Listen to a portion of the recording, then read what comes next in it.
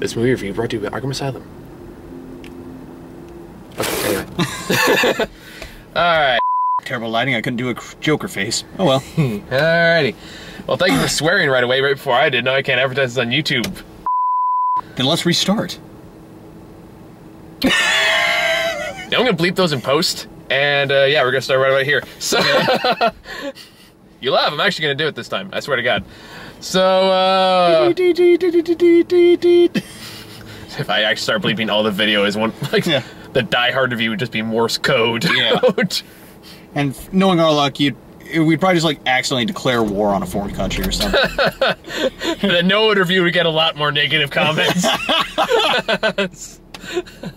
Anyway, so, yeah, we are here to talk about a very interesting movie.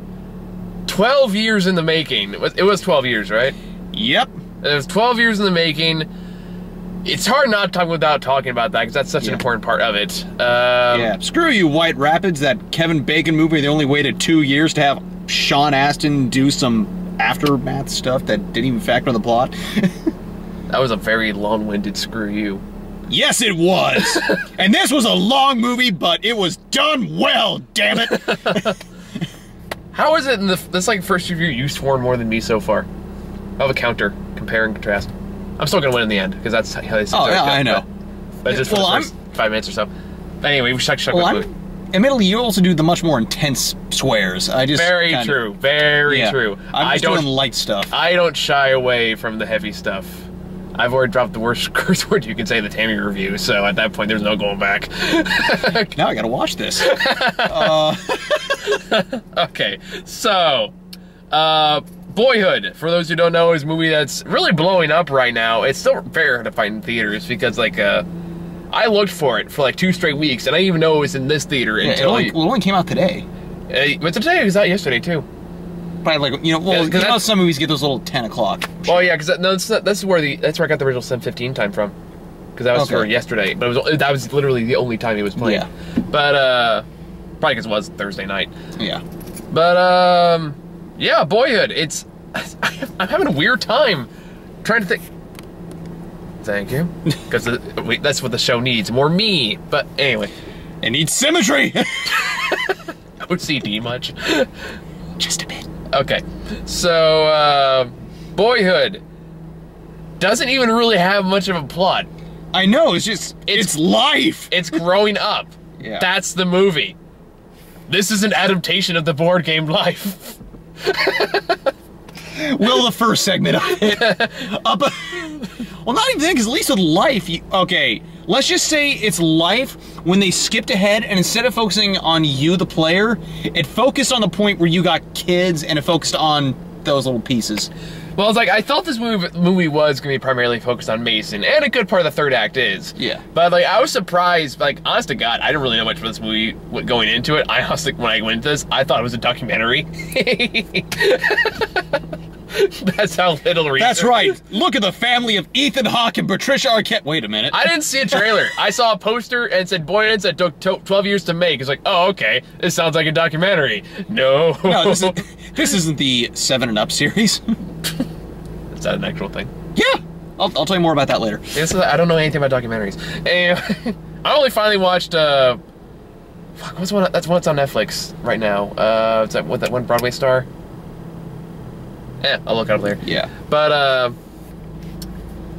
so, again, I guess the best way to put this is, I'm not sure I would say this is the best movie I've seen this year, but it's definitely the most unique experience. Like, it's kind of almost hard to define this as a straight-up film. Yeah. It very much is an experience, and from that perspective, it's very hard to describe. And I guess that's what I'm struggling trying to find where to start with this.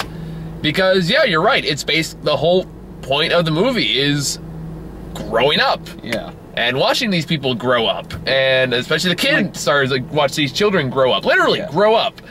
Yeah, like, Linklater, that's the thing about him. It's like, he has a very uncanny ability to basically tap into, like the time periods, you know, what's believable and, like, what's real. Like...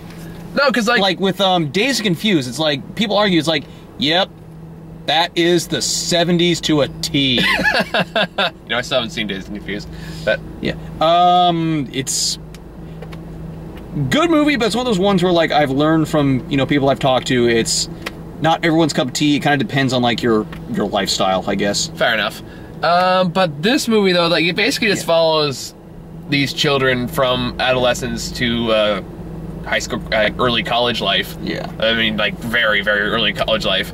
And the rest of the movie is just them living, them being. It doesn't focus on major life events, like, not like the first kiss or anything like that. It's just random segments of their life and just how you get to see how they grew up over the years. And not just the main characters, not just Mason, who is the boy who grows into the angsty teenager, grows into the angsty college student. Yeah. But you're right. You're also right that we're talking about this on the way out. It's like it is very poignant. Yeah. On a lot of sections, and there's a lot of points of like, yeah, Yeah, like, yeah, that was me. Yeah, okay. Parts I'm not very proud to say that was me. Yeah. Like, for me, it's just there were so many individual moments that were just like, there's a lot of nostalgia to it. yeah, exactly. Like, it was very, yeah, nostalgia would be the best word. Like, it's reverent, like, how, like, you know, time's progressed. Mm-hmm. Yeah, well, just like I love seeing the growth of the characters, and I was very happy to see that even like Ethan Hawke, who plays Mason's like deadbeat dad at the beginning of the movie. Although a very good deadbeat dad. A very good deadbeat. He's like the fun dad who was like just didn't want to grow up, and that's why his relationship didn't work out with his wife. And that's why they got divorced, but the son doesn't quite understand, you know, that stuff. Yeah. Stuff we've seen before. Like, all this stuff, we've seen it all before. But there's something in the way it's presented that feels so real. And feels so much like, yeah, this is pretty much life, that it works. Oddly enough, the actors get more talented as the movie goes on, too. For the most part, yeah. There's some people who are a little flat, like, kind of near the end, like some of the side characters. The sister I felt was better when she was younger. Yeah, I kind of felt that way too. But... And also, was it Mason's girlfriend in the end? She was kind of, I mean, not like the end, but like, was it Sheena? Yeah, she just kind of. No. What else has she been in? I was trying to place her. That's the thing. Forever. There are so many people I've seen that's like, I've seen you 10 years later, and it's bugging the crap out of me. Like, it took me forever to recognize Ethan Hawke. It's like, wait a minute, you were the guy in the Purge. Yeah. I was like, this is before he became a successful security salesman. No, think about it. It's like this shows like how he gets his life together before he hits the near future in which he's hit like uber success. Wait. So that would mean that the daughter in this movie is the daughter with the douchebag boyfriend of the Purge, and he eventually has that kid from Parenthood. Oh my god. Get cracking, conspiracy theories.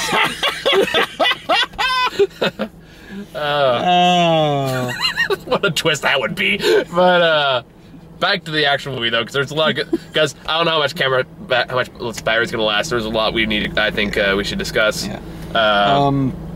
Yeah, like I'm gonna look at some of these actresses though, because that was bugging the crap out of me. Yeah, like even little side characters, like was it one of the random friends, like in the Euro, just like, but it touches on so many different things. Just like you'll either, like I said, we've seen before, just you'll know, like you've experienced firsthand. Like they go over the fact that like this, you know, obviously right from the get-go, their parents are divorced. The mom is going through like all these like failed relationships, going from like one douchebag, yeah, pretty much alcoholic, abusing, dick to dick to dick. Not quite in that way. In both ways, actually, when you think about it.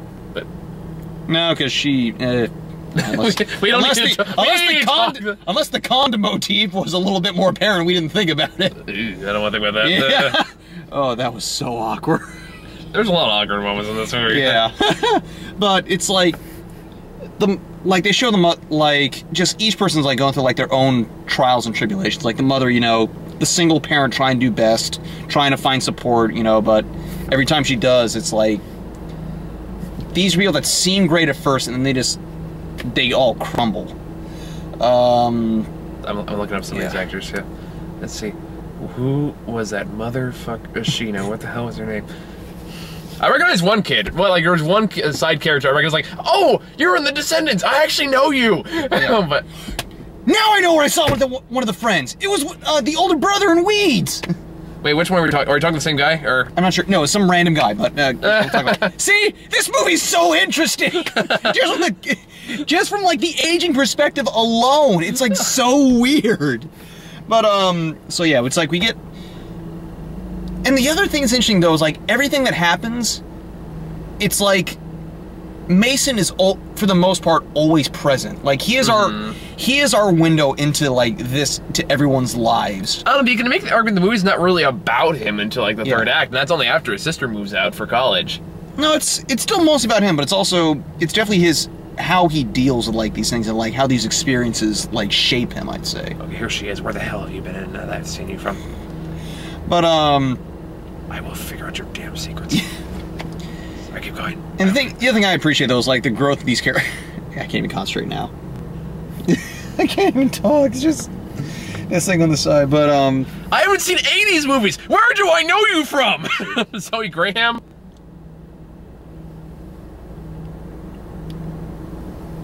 Probably. What the fuck?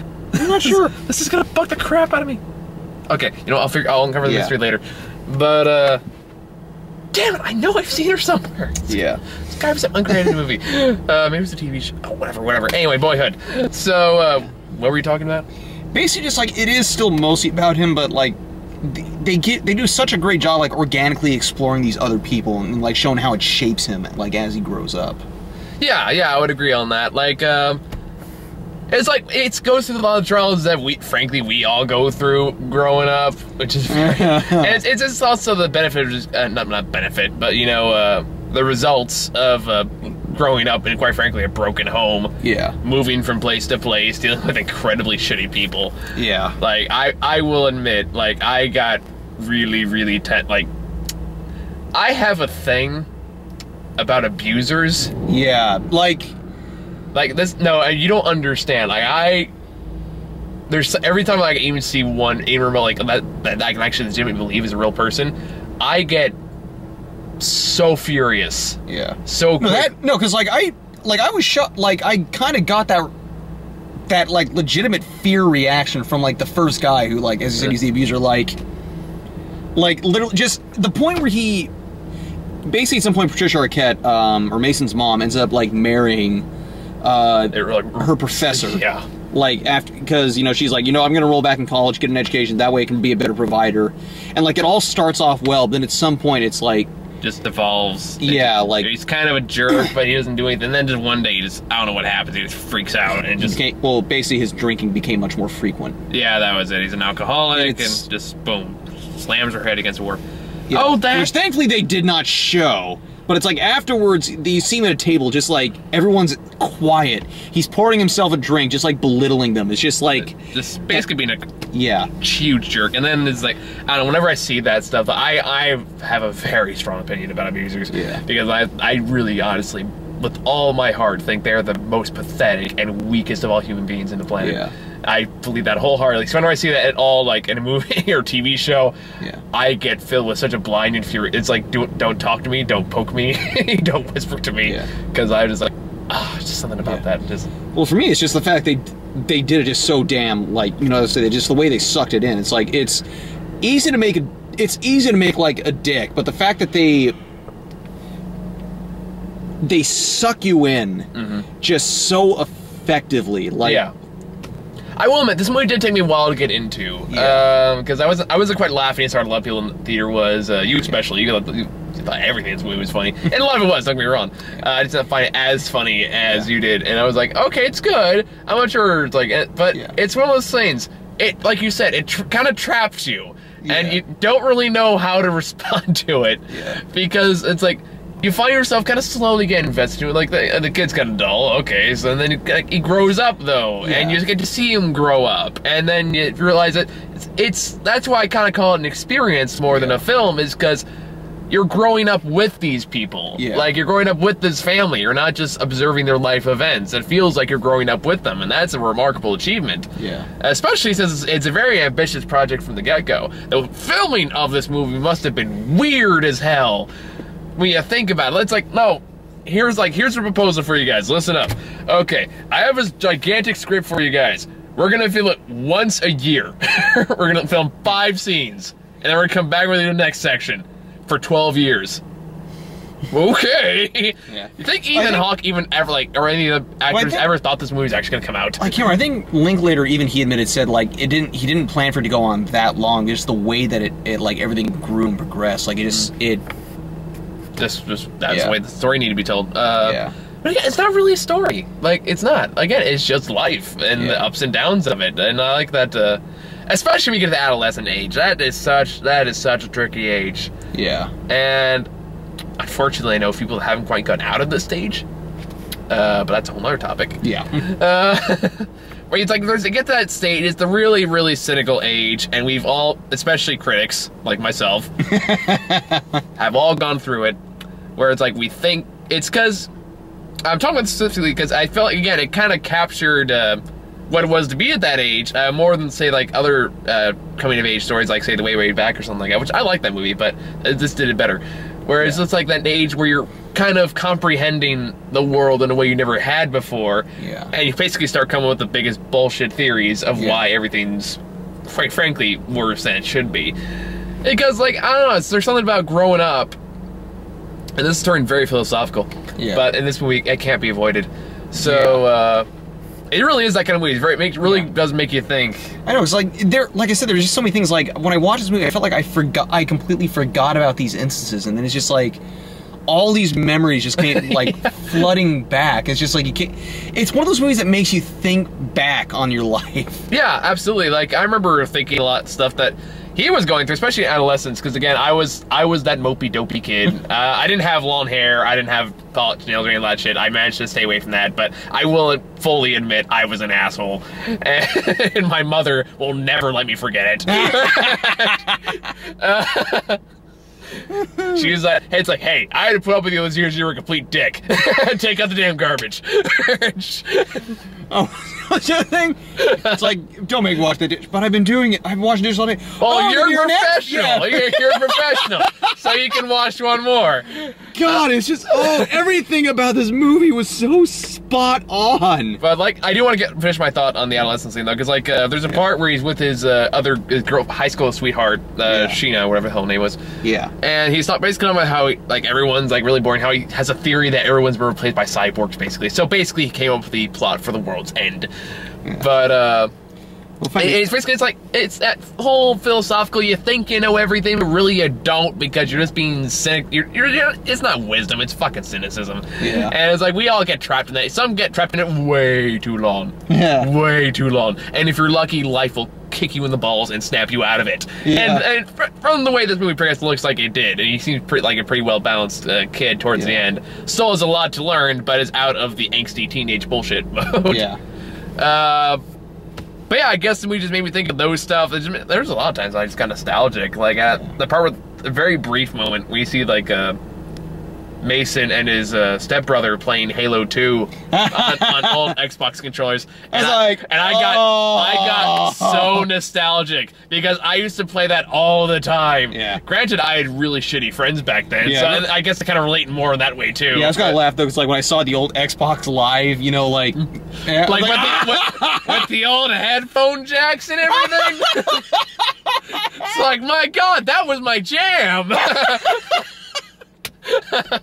There was a lot of moments like you pointed this out while watching the movie, and it was a very good point. It never tells you directly what year it is. It just kind of marks it by like certain significant events, like the Wii or like the Obama election. Yeah, grab the McCain.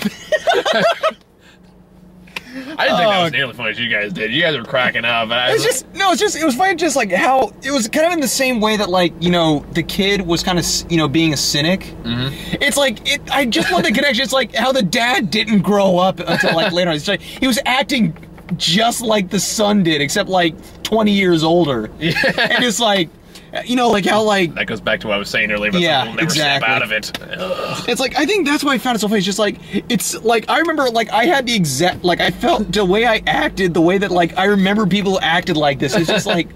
Getting way too competitive. Yeah, it's like it's so. And also, weird. just like that woman who's just like, who said she had the dream about being with Obama. Just like, oh god. Yeah, I remember those women. I remember. Remember Obama Girl? Whatever her name was. She was a big hit on YouTube for a while. Oh god. Oh man. I feel like we're just reminiscing now. Yeah. But no, it's like going back to kind of what you were saying though. It's like Ethan Hawke is another.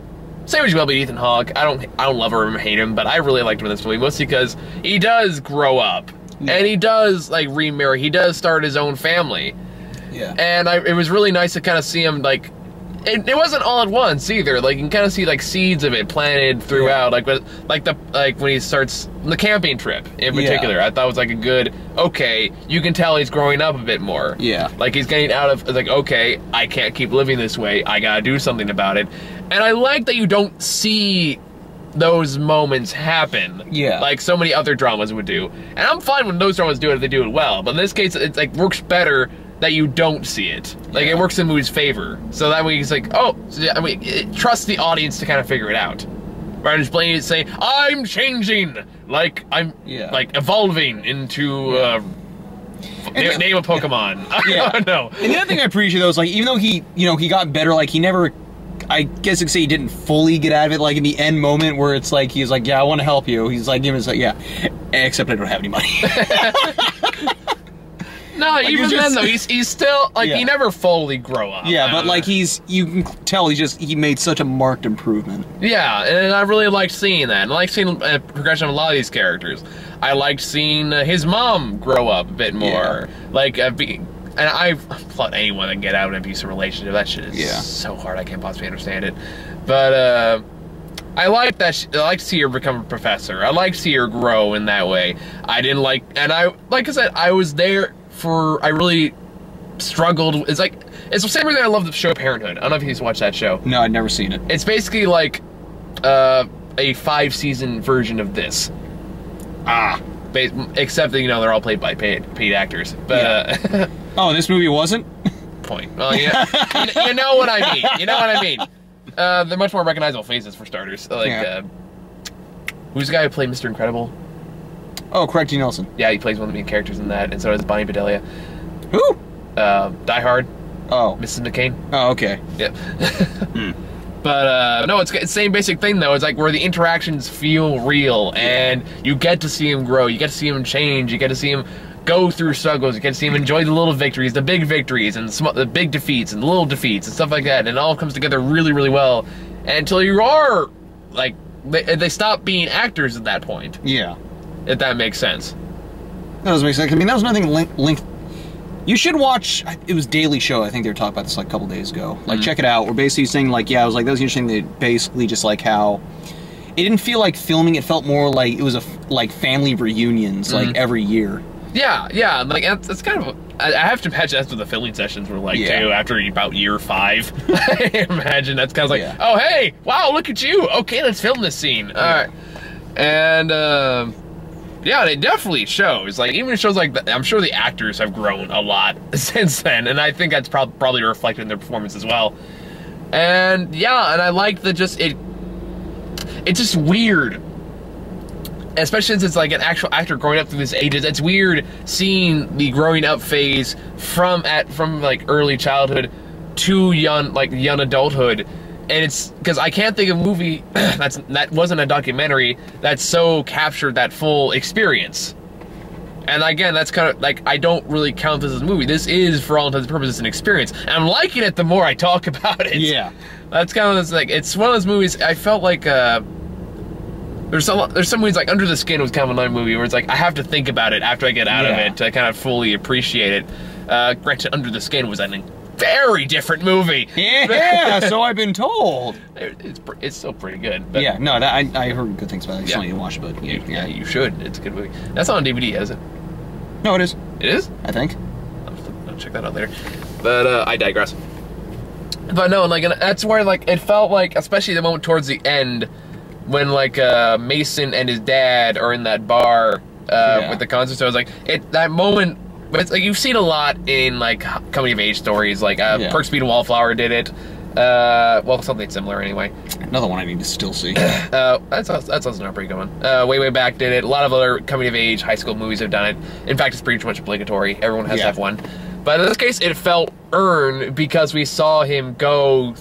Yeah, we've seen. Yeah, thing. We basically saw his entire adolescence. Exactly, we saw his whole, pretty much his whole life, almost, for all intents and purposes. Yeah. So it's like that moment felt earned, and it felt right because you knew these characters had that connection, and we've seen that connection grow and change over the years. Yeah. So when he comes up to him, he's just like, "What's the point of everything?"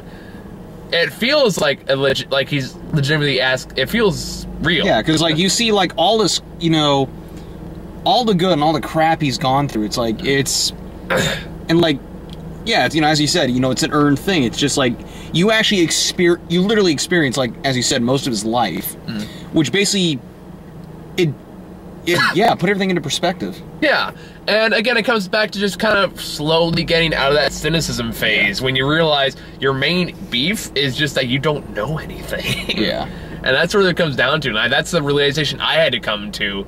And I think I've talked about this before in a separate video, but there's a very, very big difference between knowing and understanding things. Yes.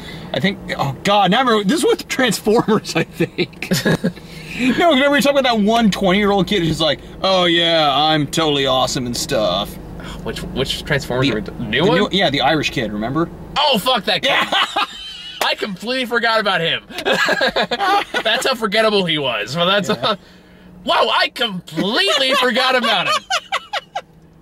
Thank you for ruining my moment. My very deep philosophical discussion by adding fucking Transformers into it. Thanks, Grant. Just totally killed my momentum. I hope you're proud of yourself. It's like, I'm just imagining this... Only in Russia. That requires more explanation. I'll get to that. Sorry, it's just...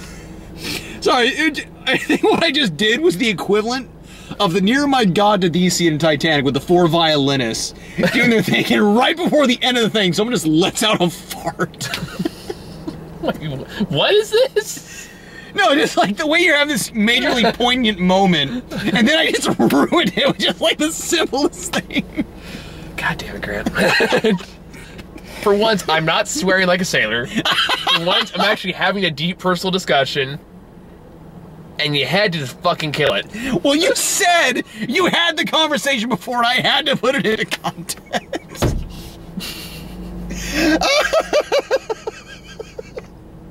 On an entirely different show, though. Oh, I'm crying. I'm crying. Okay, so what was I talking about before I was rudely interrupted by reminders of Transformers? About how things must be learned, you know, the idea of, like, okay, thank you. Knowing and understanding. Okay, now, can I get back on point, or are you going to bring up another bad movie that's going to totally ruin it for me? Continue. If you bring up Tammy, I'm going to punch you. Dude, I have no interest in that movie. I have not seen it. I know nothing about it. I would not be that cruel. Fair enough. Patrick would. But anyway, when I was saying, like, the getting out of the citizen phase, yes. And like I said before, unfortunately, I do notice some people are still in this phase, and they fucking drive me nuts. Because let's talk about them after the review. I will be absolutely down with that. I don't like gossip. I hate gossip. It's worth noting, but there's some people that just deserve it. And that makes me the ultimate asshole for saying that. Totally hypocritical. I love you said that in it's like in a Batman voice. That's how much I disdain it, but I want to do it at the same time. It's just this is not the gossip we need, but the gossip they deserve. Okay, anyway, back to my ultra serious point. But no, that's really what it comes down to, especially with growing up, is you get, I like to call it the, what did I ended up calling it? I think it's the I don't know phase. Yeah. Where it's like, where it's like you think you know everything, like when you're especially you're an early teenager, you finally start asking questions, you finally start gaining outside perspective away from your family, away from your parents, and you start understanding the world in a whole new way, and you realize pretty fast that it's not quite what your parents built it up to be. And that's very frustrating for a lot of kids. Not necessarily all kids, some kids adapt fine. Yeah. But a lot of the kids, and they become really cynical, really angsty, and really, I hate that word angsty, by the way, but that's a whole other topic. Yeah. And just really just cynical because that's, I don't know, I guess that's how they feel they interpret the world, and that's how they feel like they can understand it. The problem is I think it's really kind of a quick solution to try to understand the world, even though we really don't know anything about it. Yeah. And this is I'm speaking personal experience in here, because I was that kid, and I told myself early on that I was like, okay, I really don't know anything. I said I knew that, but I remember one day, I can't remember the circumstances behind it, but then one day I literally just got like, something hit me really hard, figuratively speaking, and I was like, wow, I don't know shit. And oddly enough, once you get past that phase, life becomes just a little bit easier. And that's kind of what Mason was going through with that bar scene, was kind of realized, like, there's not much that I really understand here, and I want to, but I don't. So what's the point? And I guess it's when you first start asking yourself the questions, that's when you really, really start to grow up more. Yeah. I think you start seeing the world more as it is, more than just the hippie mindset. Quote unquote hippie dippy bullcrap. Hippie dippy bullshit. Yeah, that's what it was. Minus, it was bullshit, by the way. I saw the movie again today. Which movie was it? Oh, right, Planet of the Apes. Yeah. Minus heavy duty bullshit. Like, no, man, we just gotta be peaceful and free. And just all that shit that I can't stand. It's like, oh, shut up. Shut up, you don't know anything. I guess apparently I'm also very strongly opinionated in this regard. Mostly because that was a very rough learning experience for me. But again, I guess, I'm talking a lot of my own person. What are you laughing at? I don't know. I might just be getting a bit tired, but it's funny. Okay. Or maybe this movie just put me in a very good mood because it was just so damn good. Yeah. I mean, obviously, I've been talking about philosophy for the last 10 minutes and Transformers for another 5. You're so damn proud of yourself for that. No, I'm not. It's just funny. But yeah, I mean, the movie basically ends with just another chapter in his life, and it's like, this movie's kind of tricky to find a good place to end it. I would not be surprised though if he somehow tackled this again though, because I mean, like, was that other Ethan Hawke movie had like the Purge? No, was it before sunset, after sunset, then after midnight? Oh yeah. I know that one had. I don't know if it was Ethan Hawke. No, it was Ethan Hawke. Was Ethan Hawke in that? I know Benedict Cumberbatch was in those movies, but who? Benedict Cumberbatch. He was in that. I think he was in the third one. Yeah, I'll be damned. But yeah, Ethan Hawke was in all 3 of those. Oh, okay. But those are sequels. I'm not sure that really counts, though. Still, it was an actual series, though. Like, in the you fact can say that about the Transformers movies, too, but, you know. Yeah, but they didn't... But, I mean, the fact... What I mean, though, is, like... The fact they had, like, these folks on these 2 characters, like... Over, like, what, 10 years? Because, like, they think they made this... the first one, like, 2001, 2002? I don't know. I don't follow that. Then they made one a few years later, then they made that other one last year. Yeah, that one did have... I think... I don't know, look it up later. But, yeah, I mean, maybe, I don't know. Yeah, I'm just saying, like, they could be kind of exploring, you know, something similar in terms of, like... Hopefully it won't take another 12 years to make, but, I mean, I'd be interested to see if they can pull it off. Lightning can strike twice, but... I'd say it'd be more... I don't know, you gotta wonder if... This would have been really bad if it sucked.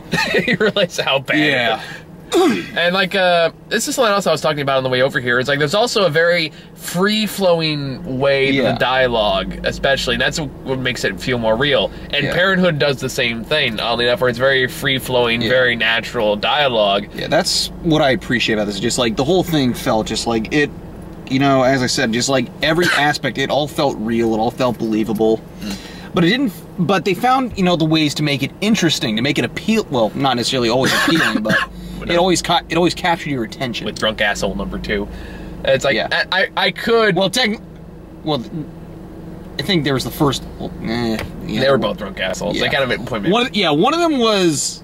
Yeah, just one of them. One was just a straight up abuser, and don't get me started on that shit. And the other one was just a drunk loser. Yeah, who basically just... He was fine... Well, actually, the first one was fine in the beginning, too, and then, just deteriorated. I really criticize the movie for kind of going that route, but at the same time, I know people have fallen into that trap over and over. We all fucking do it. We can't help who we're attracted to, so it's one of those things. It feels like life. Yeah. All the good stuff and all the really shitty stuff. I'm just glad though that they didn't show all like with the abuser. They didn't show like. God, thank God, no. Yeah, that would have been. I would have lost it. I Yeah. think that's like, I don't know. I mean, do you watch Orange is the New Black? Yes. Do you know that one the Hispanic chef backstory? Have you seen it too? No, I've only seen the first season and the first episode of the second season. Okay, that's why. But there's a one in that too where I almost kind of lost it then too. I don't know. It's my rage trigger. Very, very quick. Yeah. I hate bullies of any kind. It's basically, that's when abuser raised. Basically, it's one gigantic bully. Yeah. But my issues aside, I'm the kind of guy where basically I've dealt with crap like that. I mean, not like that, but I mean, I've dealt with, I've had the bully problem. I just pushed it away. I guess for me it's a little worse because I had, quite frankly, really shitty friends growing up. So that's my personal problem. Let's turn to a therapy session. And how does that make you feel? We're waiting. The audience wants to know. It makes me uncomfortable. Yes, and why is that? Because you're telling me your problem? Yes, no. Why would we talk about mine? No. You don't get how this works. I charge you to listen to my problems, and then I go home and I sit in my inflatable pool made of money. For as you see, I'm Scrooge McDuck. Scrooge McNarcissist? DuckTales. Woo-hoo. Okay, anyway. Life is but a hurricane. Here in wherever these many cities of Texas take place. By the way, it's just also note that Mason is kind of the ultra shy kind of douchebag that we all kind of know. Yeah. He's more well-bound. Oddly enough, you know what the ironic thing is? He looks exactly like an old hippie friend I used to know back at community college who was also named Mason. Right down to like the hairstyle and the facial structure and the mustache beard thing he's got going on. It's like, my God. Except I liked him because he was like an actual he actually had like 1 foot in reality. Yeah. And he also ended up marrying another woman who was also kind of like a hipster, so... Yeah. I haven't seen them in years. If you guys are watching this, give me a call. Like, see how you guys are doing. But, or send us on Facebook. I think we're still Facebook friends. But you want to deactivate that, man, because you don't want your life to be controlled by the NSA or whatever the hell they were talking about in that car trip. But admittedly, considering all this, I'm not gonna go into like off the deep end about that. But yeah, it's you use social media all the time, man. Yeah, I mean. It's funny because it probably could happen in the way distant future, but it's just... I'm not sharing anything important, so... Yeah. But it is kind of funny, though, just like... God, it just feels like people we've all seen and known to just go on, like... Yeah, and that's the thing about, like, I've apparently really opened myself up in this particular video. Yeah. But, like, that's because, like, so many of this does remind me of events in my own life and the people that I've known, the things that I've seen, that it just really just strikes a chord with me in that regard. Yeah, now, obviously, not everything is going to be, like, a pitch-perfect reimagining of, like, your life, but there are so many things that everyone's is just going to be, like...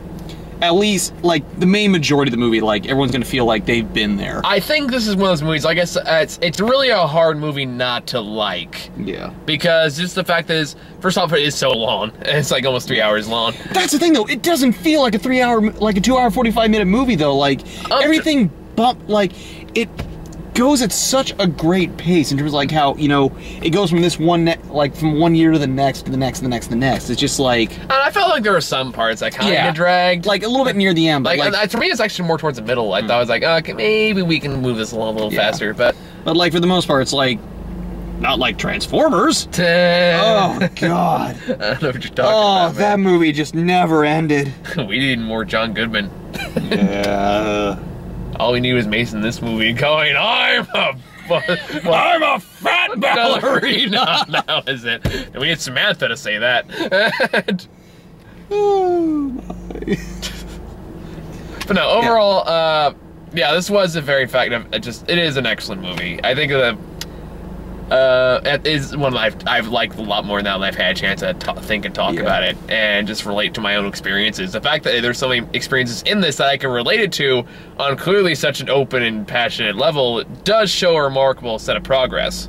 Yeah. So like it's clearly doing something right, and I think it's going to be hard pretty much for anyone who watches this movie not to find something to connect to. I think it's kind of universal, unless you're like really rich and pompous, in which case probably not, because well, then you watch The Purge. Well, why didn't they just buy their way out of those problems? Now quickly, slave, sedate me. I don't know. It's like how does hedonism bot talk? I don't know. It's one way to talk about it. There you go. There you go. That was better. Now, this is more for the. Now provide me with grapes. Release the gravy. Oh yes. I'm just thinking of the Alfred Ashford parody from Resident Evil. Okay, we're running out of battery, so it's let's wrap this up. So yeah, I definitely say if you can find it, definitely check it out. It is absolutely worth your time and your money. Like for anyone, like I really would recommend this movie to anyone. Like, because it's not ultra depressing, it's not overly cheerful. It strikes a nice balance. Again, it feels like life, and if you want just a very unique experience that captures that through, quite frankly, very risky filming endeavors, and just a lot of great talent, then yeah, you really can't go wrong here. I mean, do you have anything to add on to that, or did I pretty much cover everything? Not really. It's just, as I said, just a very great little introspective on like life growing up and all of that. Well written, awesomely directed, some pretty good cinematography. Love the soundtrack too. Like the majority of the music, that's like all stuff I like really like listening to. But even then, it's like I love, they're very decade or like era specific. Like it was a pretty good like. Sorry, I forgot my iPhone password for a second. I was like, crap. Sorry, good. I'm listening. I really am. But yeah, on the topic of those cues about like what year they're in, just like the music synced perfectly. Yeah. Good soundtrack too, by the way. Also, like just a little side thing, I do love just like kind of like the back and forth. Ethan Hawke, I will say he probably was like for me the standout in this movie. I think he laughed out more than I did. I just really liked seeing his character progression. That might be why, like. I mean, he's like, there's... I don't... Okay, because he was just one of those characters, like, every time he's on screen, like, I wouldn't say he stole the show, but just, like, he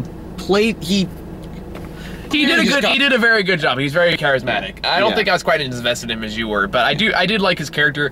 Like, I kind of thought he was just kind of the douchebag deadbeat dad, but again, that's what made his progression so wonderful for me to watch, because you do see him evolve, and you see him become like actually a good dad and a good husband to a different woman, and just overall just become a better person. Well, also, who has grandparents that give their grandsons shotguns and Bibles and Bibles.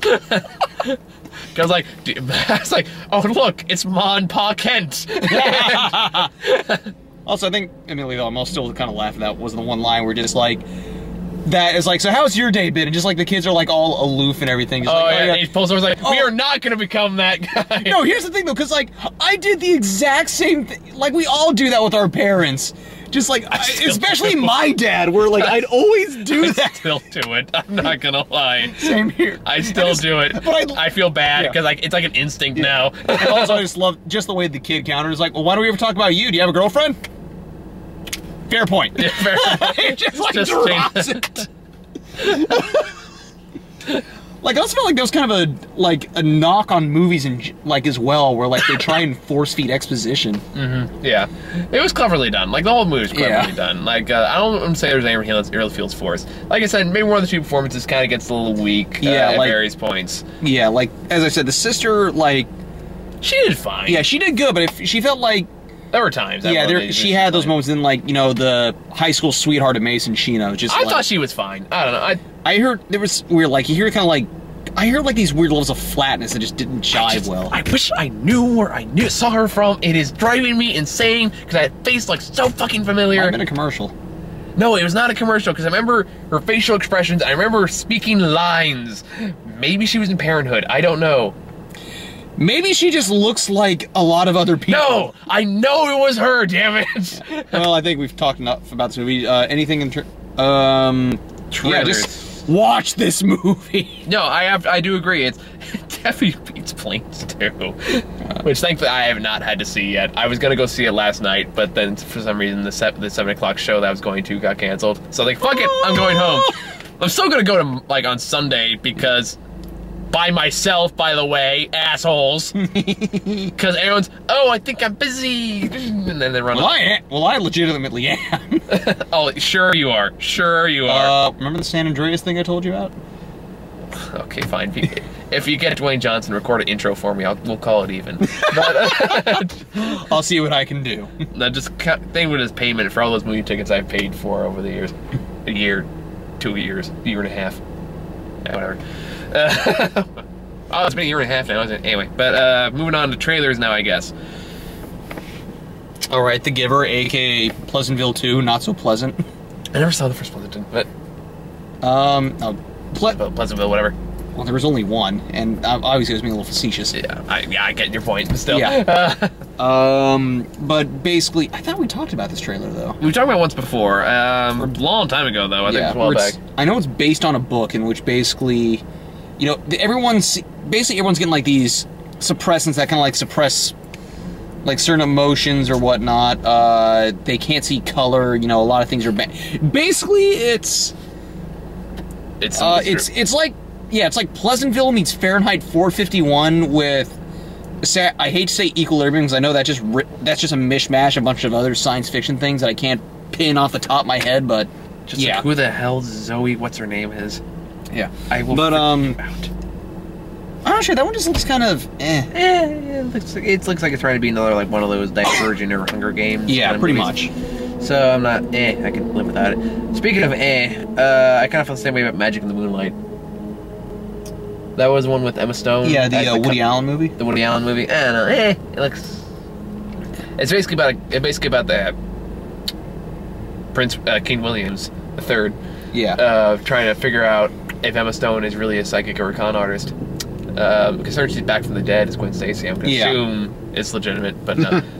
But no, it's like, That's kind of like it's like Woody Allen's been a bit of a crapshoot lately. I was Jersey Boys. I missed that one. That's Clint Eastwood. Oh, Clint Eastwood. My bad. But I don't know. It didn't look very good. I mean, did it look good? I'm curious, but like not overly interested. But I like the cast. The cast is fine. But yeah, it's one thing you're like, yeah, Woody Allen. He's either really good or really just kind of. So I'm hoping this will be one of the better ones. Don't tell Darman. Huge Woody Elephant. Or what I think? No, not Scorsese. Well, that too. But anyway, that's the point. By the way, did you know Hugo was a Scorsese film? Yeah, I love that movie. I love. Okay, no, wait, no, sorry. It was decent, but I one of those movies where I felt like it was too overt and that it was trying to be like a love letter to film. I was okay with that. No, it's like it was interesting, but it got in the way of the plot, and like that kind of was the plot towards the end. Yeah, no, like in the end it made sense, but like everything before that, like it's still a good movie, but I loved Hugo. I thought it was a great movie, but yeah, I don't remember this last one. Alive Inside, which one? Oh, that was a documentary. Yeah. Oh yeah, the one with like basically kind of showing like the power of music. The power of music, yes. I don't know why I said it like this. It's not the customer deserves. That would be right now. But it looks pretty interesting. Like the idea of like, you know, what can music do for someone? They kind of, you know, basically showing like what can it unlock? What does it do for your mind? And basically just like how does it, like, what its existence does for people. And like it's funny, it's interesting seeing like how like it just people who like forgotten things like, you know, unlocks these memories, you know, or like people that just like energize or all this other things. Like it's hard to explain. See the trailer. But, yeah. I'm trying, like, there's this fucking documentary on Netflix right now. I'm trying to remember what the hell it's called. But, no, I'll go later. But, yeah, and that about covers it. So, Boyhood, if you can find it, go check it out. Oh, yeah. You won't regret it. That's really, after that, enjoy our deep philosophical discussion, rudely interrupted, right in the middle of a deep moment by this guy.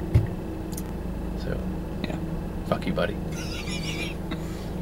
I'm gonna pass the blame on to Michael Bay, because he made it. Good night. I did him. We forgot something. So I gotta bleep something to this thing anyway, so I was gonna edit it no matter what. Wow, longest commercial break ever. Or shortest one. 30 seconds of ad for a 15-second little clip. Okay, so there was one joke that was my design. I'm very proud. There was towards the very end of the movie where there, I guess Mason goes out hiking with his new roommate and his girlfriend and his probably future girlfriend. Yeah. I'm still fairly certain is connected to another character earlier on in the movie. What was that connection again? Basically, after drunken abuser gets you know, Mason's head shaved, there's like some girl who like passes him a note that says, "I think your hair." Oh, cool. That girl. Yeah. Oh, okay, I completely forgot about her. Yeah. I think he did too. Maybe. I don't know. It's kind of a stretch, though. I mean, what would the fucking odds be? I'm not sure, but it seems like one of those things where the movie's trying to make a little cosmic. The idea of, you know, like, the fact that he lost his sweetheart, you know, making room for someone better. Could be one of those kind of things. But anyway, back to the joke, which is probably going to be really anticlimactic now that we've built it up. But there's a part of the movie where she's trying to be philosophical to Mason, who she's obviously attracted to, and she says along, it's like, you know that moment when they say, seize the moment? I wonder if it's the other way around. Like the moment seizes you. And you're deep in thought about this moment. I lean over and go, only in Russia. To which point, you do that thing you do when you try not to laugh, and you start the shoulders start going, and then it turns, you stop for a second. Yeah. And then like it turns on default, breaks down to like the teeth with a big grin. Yeah. With the no noise. Apparently we missed another good moment there, but it was worth it. It was worth it for the only in Russia line. I'm gonna find a way to use that in a video somehow. I don't know how yet, but maybe in the League of Extraordinary Gentlemen review. Well then, now the battery's about to die, so good night, everybody. Good night, everybody.